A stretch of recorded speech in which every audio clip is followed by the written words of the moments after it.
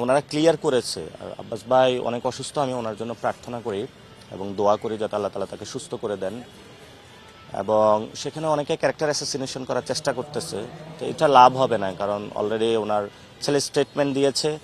তারপরে হলো যারা ডাক্তার, আমি অনেক ডাক্তারের সাথেই কথা বলেছি যে এটার কারণে না, এটা ওনার আগে থেকে সিকনেস ছিল এবং সেটা থেকে হয়েছে, এবং তার ফ্যামিলিও এটা স্পষ্ট করেছে। তো এটা নিয়ে যারা জল ঘোলা করতেছে অথবা তারা রাজনৈতিকভাবে সুযোগ নেওয়ার চেষ্টা করতেছে, আমি সাথে সাথে দোয়া করেছিলাম ওই দিন।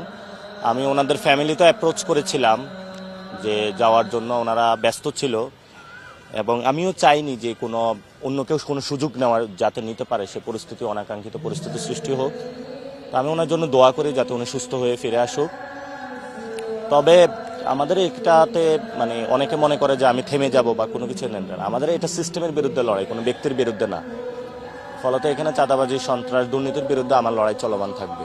বেসিক্যালি আমি মানুষের সাথে মেশার চেষ্টা করেছি এবং তাদের সমস্যাগুলো বলার চেষ্টা করেছি। তো মানুষ হলো অনেক ভীতির মধ্যে রয়েছে এবং তারা তাদের কথাগুলো বলতে পারে না, তো সে জায়গা থেকে আমি কথাগুলো বলেছি এবং মানুষ অনেক জায়গায় গিয়েছে, জাস্ট আমাকে দেখতে চেয়েছে তারা।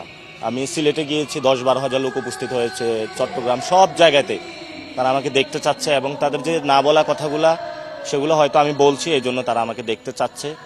আর আরেকটা বিষয় হলো যে এখানে তারা দেখেছে যে আমার সাথে যে অন্যায়টা হয়েছে এবং তারা আমাকে সংসদে দেখতে চেয়েছে, সেই জায়গা থেকে তাদের একটা আবেগ অনুভূতির জায়গা আছে, সেই জায়গাটা থেকে তারা দেখা করতে চেয়েছে। এবং আমি বেসিক্যালি জেনজিদেরকে বেশি কানেক্ট করেছি এবং আমি ফান হিউমারের মধ্যে পলিটিক্যাল কমিউনিকেশন করার চেষ্টা করেছি, ফলে তারা আমার সাথে অনেক বেশি কানেক্ট করেছে এবং তাদের সাথেও আমি এই মধ্য দিয়ে হলো ফিজিক্যালি তাদের সাথে কানেকশন হওয়ার একটা সুযোগ এসেছে, সেটা হয়েছে। জনগণ যদি চায় তাহলে দেখা যাবে। শুনতে তো পাচ্ছি ভাই আপনি উত্তর থেকে দাঁড়াচ্ছেন।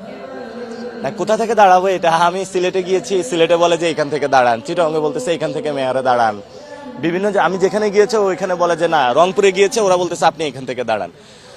তো আমার যেটা ঢাকাতে আমি যে স্টেজের মানুষের সাথে কানেকশন অথবা যেটা দেখেছি, এটা আমি সিলেটও তেমন দেখেছি, চিটাগংও তেমন দেখেছি, রংপুরেও তেমন দেখেছি। আমি এখনো কোনো ইচ্ছা পোষণ করি নাই, যদি মানুষ চায় তখন দেখবো যে এটা আসলে লোকাল গভর্নমেন্টের এখন কিছু বাকি আছে। যেমন আমার ভাগ্যটাই এমন, আমি চাঁদপুর 5-এ ইলেকশন করতাম, ওইখান থেকে চলে আসছে ঢাকা 18, ঢাকা 18 থেকে ঢাকা 8-এ।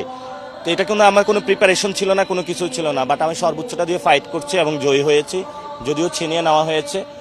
তো সেই ক্ষেত্রেও যদি লোকাল গভর্নমেন্টে এই ধরনের কোনো পরিস্থিতি সৃষ্টি হয়, সেক্ষেত্রেও আমি যাব, ফাইট করব, চ্যালেঞ্জ নিব।